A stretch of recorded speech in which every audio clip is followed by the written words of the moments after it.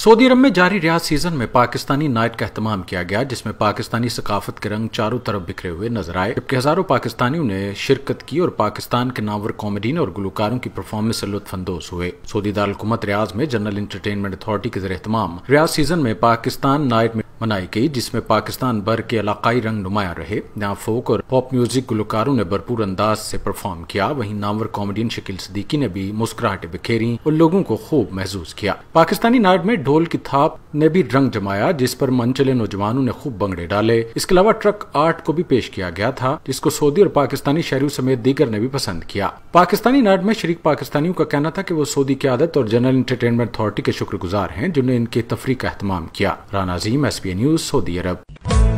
Sitara sweets and bakers 15 साल से आपकी खुशियों को जगमगाने वाला सितारा मक्खन से तैयार करदा स्पेशल बेकरी आइटम्स, फ्रेश और खस्ता फास्ट फूड। सितारा की मिठाई के जायके ऐसे जो आप भूल ना पाएं। बर्थडे और वेडिंग केक तैयार करवाएं जैसा आप चाहें। बेकर्स की दुनिया का एक ही सितारा, Sitara sweets and bakers, near staff गला, सरगोदा रोड, गुजरात। फोन 0300 962 8214।